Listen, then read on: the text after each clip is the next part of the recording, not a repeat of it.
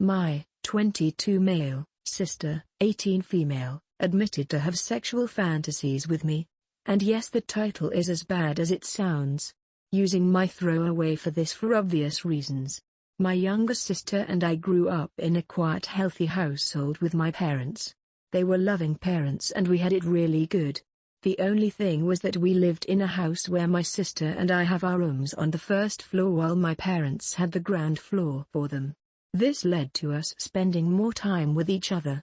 I sometimes think that I took a huge part in raising my own sister. We spend more time with each other than our parents did with each of us, so we had a bond. We helped each other out. I had her back and she had my back. But never in my life did I think it would end like this. So yesterday she came into my room and asked me if she could join me playing FIFA. After playing for a while we started talking and she told me out of nowhere that she is still a virgin and that she wants to lose her virginity. I told her that if she wants to lose her virginity she has to start talking to a guy. She was a bit socially awkward, but I don't think she is bad looking and could probably find a guy in no time. And I told her that, to which she responded that she hoped that I was the one because she's been thinking about me that way for a long time. This moment felt like one of those moments where the main character in a movie finds out shocking news and time stands still. What I do remember was the insanely disgusting feeling that went straight through my whole body. I think she realized it because she immediately apologized, but I couldn't help but throw her out of my room and lock the door. I remember how fast my heart was bumping. I couldn't sleep all night. Today she tried to talk to me but I refused to even look at her. I'm afraid of what would happen if I talk to my parents about it. This is why I am here. I just want to vomit. I just had to tell someone. My girlfriend refused to let her terminally ex see his dog, so I took it to him. My girlfriend kept the dog that her ex had after they broke up. It's originally his and he tried to get it back but she wouldn't let him. I heard he stopped trying to get it back after a while because he got sick. It's been months now.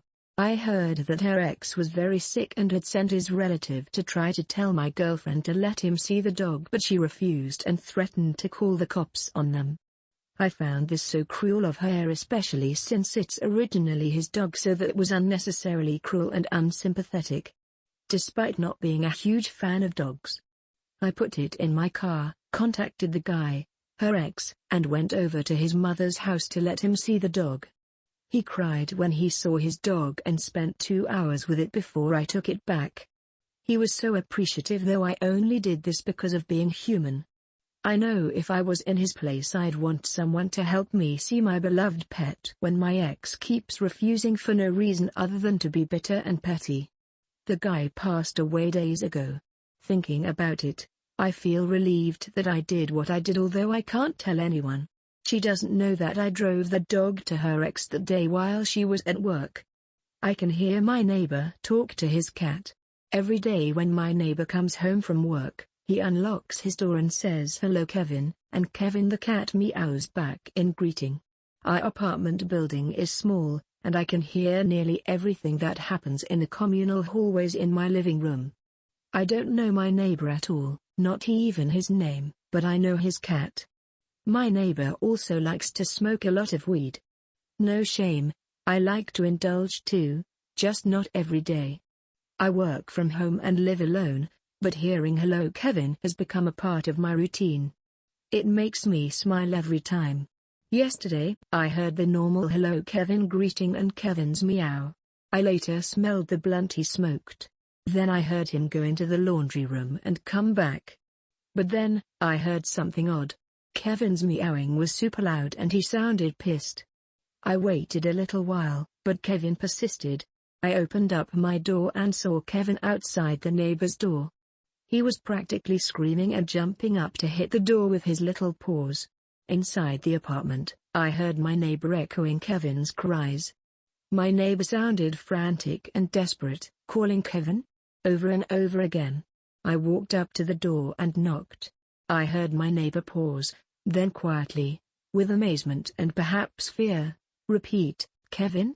At the last minute, I decided to dart back into my apartment and softly close the door, listening while my neighbor let Kevin in. He whispered, "How did you do that, Kevin?" I've been laughing to myself about it since it happened, imagining my stoned out of his mind neighbor contemplating how his cat human knocked on his door. My husband started acting strangely upon my sister's pregnancy announcement. I feel like I'm going crazy here thinking about it. My husband and I were at my parents' house for dinner. All was going well. We were talking, laughing, and eating. But as soon as my sister got from her seat and announced her pregnancy, I noticed at first that my husband got quiet, didn't get up to congratulate her since the rest of us did, and just kept staring at or towards her. I'm not entirely sure. I repeatedly asked if he was okay and he mumbled about feeling a bit sick. That was strange because he was perfectly fine that day. Literally, moments later he started throwing up. Like I had no idea what was happening with him. He sat on the bathroom floor near the toilet just looking down and refusing to let me help him up to wash his face. I kept asking him if he was okay but no response. My family was worried about him and I had to take him home. I checked his temp and blood pressure but all were normal. Still complete silence on his part. He went to sleep shortly after and in the early morning at 5:30. I woke up to the sound of him crying in the shower. I rushed in asking if he was okay but still no response other than telling me he needed a minute with himself. I almost lost it demanding he explain what was going on and he told me he was just feeling overwhelmed. From what? He's not the type who gets stressed out from work or anything of the sort. This is just so strange and out of character of him. He got dressed and left then refused to even talk about it.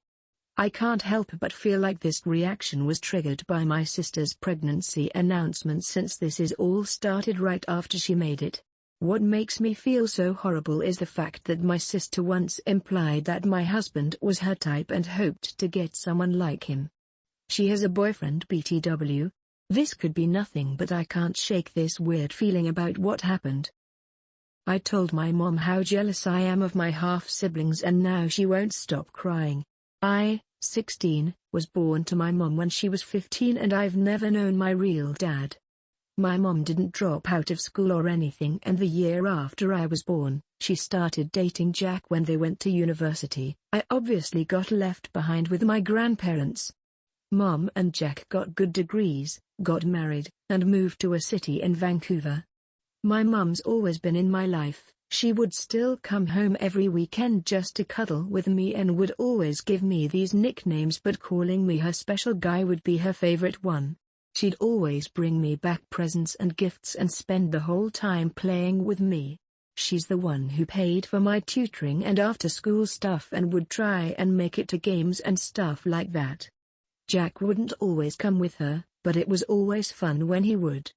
He's taken me fishing with him a lot of times and we even went camping for 2 weeks together once, but never again because I hate camping. But when I was 10, my mum and Jack had a daughter and then another girl 3 years ago. I don't really know them, especially because my mom stopped coming over as much after they were born. We don't cuddle anymore. We did on my birthday but that's it. No more cute nicknames for me except for special guy. It's like they all got transferred to her daughters. No more gifts and the worst part is she doesn't come to my games anymore. It was okay with me before because they still had a spare room in their house and I could go there when it's time for university. Yesterday, my mum FaceTimed and she had the big announcement that she was going to have another baby and it was a boy and now she'd have 2 special guys. I guess she saw how sour my face was because she asked what's wrong and I don't know, I just admitted how jealous I was that her daughters got her so much and now her son was going to get her and there wouldn't even be space for me there when I had to go to university. And I guess what I said affected her because she started crying and wouldn't stop and had to hang up. My grandparents are mad that I made her upset and think I don't value them now or something.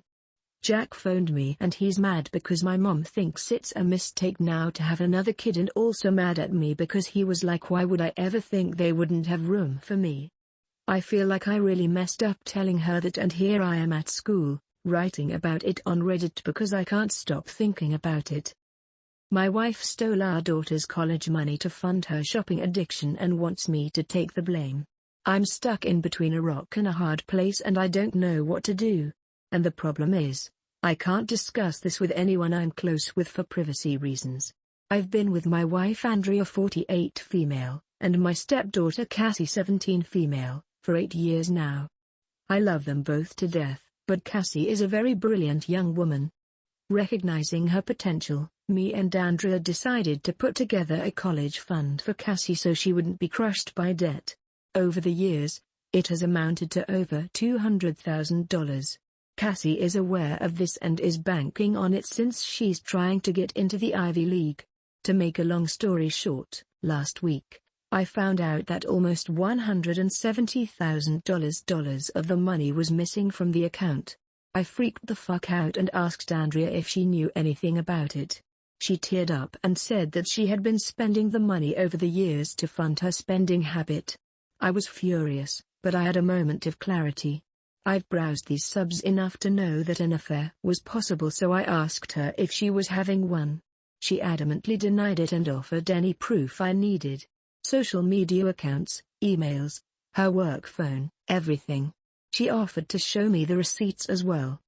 There was nothing that popped out as suspicious, and the math from the receipts added up as well, so I let it go. But we still had the major problem of the money being gone. She described herself as a shopping addict, and the money from Cassie's account was just too tempting not to use. She didn't make excuses, but offered no solutions. As stated before, I was beyond furious. She ruined Cassie's chances at going to college debt-free, and has changed the trajectory of her whole life. I had asked her to stay with her sister while I tried to figure this out. Cassie was concerned about why she was leaving, but we just said we needed a little bit of space.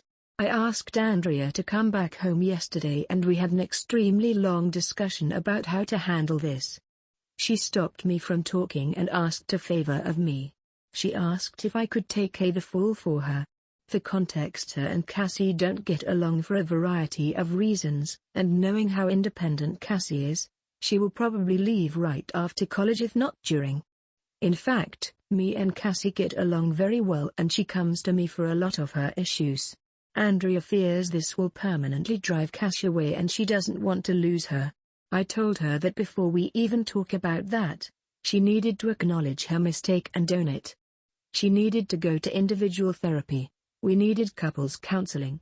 She needed to find a shopaholic support group and that I would be controlling the finances from now on. She said those terms were steep but fair.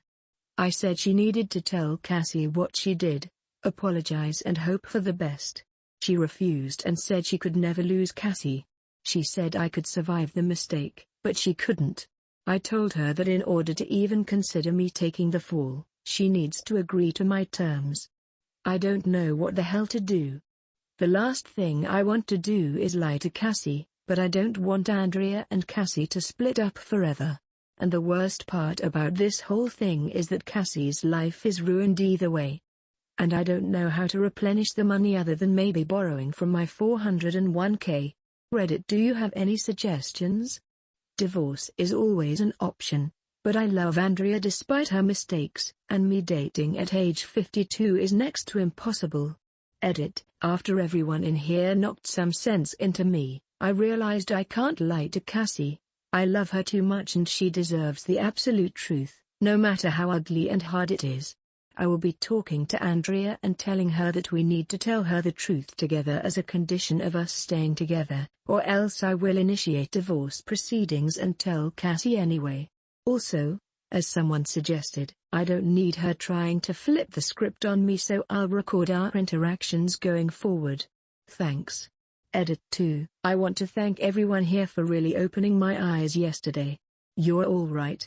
I need to put Cassie first, and like I said, I'll be telling the absolute truth. Even if she gets mad at me and disowns me, at least I'll know I did the right thing. In addition, I'm going to pay for her college myself. I can pull money from a couple of places such as my retirement and inheritance, so it'll be okay. If I have to live a little frugally during retirement and work a few extra years, then so be it. Cassie is worth it. I honestly doubt her mother is going to sell her stuff, so that's why I'm taking this route. As for Andrea, I've been criticized for wanting to let Andrea off the hook, so to speak, but it's easy to say when really deep feelings aren't involved. That being said, I don't think I can stay with her. What she did is horrendous and she ruined our daughter's future for her addiction. We had a long discussion late last night and I threatened divorce unless she told Cassie the truth. She begged me not to do this, but I put my foot down, and eventually, she agreed, but only if I agreed not to divorce and I helped to repair their relationship. I likely won't be doing either. She made her bed so she can sleep in it. So if I have to update, I'll probably just make a whole new post. Thanks a lot, guys. My husband spit in my plate after I refused to share it with him. I need to vent without being judged. Last night, I made dinner and served my husband his portion, then went into the room to study for my upcoming exam. I reheated my portion later at around 11 p.m. and sat down to eat. My husband was asleep at the time, then he woke up, showed up in the kitchen and stood by the door saying if he was hungry. I told him to look in the fridge for some snakes, but he wanted some of my food. I said I was sorry but was so hungry and needed a hot meal. He insisted. I still said no. He went ahead and grabbed a spoon and tried to eat from my plate, but I took it away just in time. Immediately and without any warning, he spits into the plate, then throws the spoon in the sink, then casually walk out while calling me a petty bitch. I was so shocked to the point of shaking. And because of being overwhelmed with studying and other issues, I just broke down crying. Now that plate was filled with both his spit and my tears. I ended up throwing it out and started a screaming match with him. He accused me of being petty and selfish, then said I pushed him to do this. We have not been speaking since then. He's acting like he was justified in what he did. My son spent $2,000 on my debit card to go party with his friends in a different state. I'm beyond furious.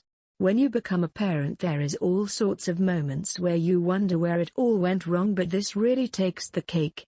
He's 17, and me and his father are divorced but have a great relationship. He's never seen us fighting or anything like that because he was young when it happened. I've been 100% honest with him about it, and it never seemed to negatively affect him. Right when he turned 14 though, he started making my life a living hell. Sneaking out to go hang with girls, not doing his homework, stuff like that. I've always been very relaxed when it came to the discipline stuff because my father abused me as a kid. I'd take his phone rather than keep him from his friends or making it to where he had to come straight home after school, but the behavior only got worse. Up until a few months ago, I thought I raised a son from hell. He started getting better though, and we actually communicated like I wanted. He blamed it on stress, missing his dad. He's 3 states away for work right now, and other stuff. Because he was starting to be so good, I let him have a card attached to my bank account so he could spend money on stuff he liked. That turned out to be a mistake, however, as when I went to go check on him at 7 a.m. after getting a glass of water, he wasn't in his bed. Of course I start furiously calling him, but he's not answering. I see I have several texts from my bank about various amounts being spent from his card. I immediately disabled his card from my banking app. I'm gonna be honest here. I cried and cried. The amount equaled to about $2,000, and while I'm not exactly living paycheck to paycheck, it's really gonna hold me down. I called his dad, told him what happened, then sent him a very long text of how I felt and how dare he fucking do this to the person putting a roof over his head. He finally answered at 9, saying he was over state lines and couldn't come home immediately. When he did finally get home, however, we had a huge altercation. I did throw stuff at him and told him to get out of my house. I have never felt so out of control. I've never screamed and cussed as much as I did in that moment. He said the reason he did it was because he finally got a legit girlfriend and wanted to impress her and the boys. Apparently some of his friends are as old as 21. I don't know where he is right now, and frankly I couldn't care less. I told his father he needs to fly down here and get him. I'm tired of putting up with abuse from my son, and this was the last fucking straw. You sacrifice everything to give someone a good life just to get spit in the face, and I'm tired of it. I've been calling my bank to get this all sorted out, but I feel like I've just been stabbed in the heart. Edit. Thanks for all the comments and support. For those of you saying this is my fault, I could care less what you have to say. I know what I did, I know that I tried. I'm sick with health issues, have bills to take care of, and the stress is too much. He can come back, but in the meantime I need him away from me so I can focus on myself. If I'm such a shitty parent, he'll benefit from being with his father anyways. See? Everyone wins. I'm happy that I'll finally be free to work on myself. Thanks for watching this video. If you enjoyed it, be sure to leave a like and comment your story. Bye.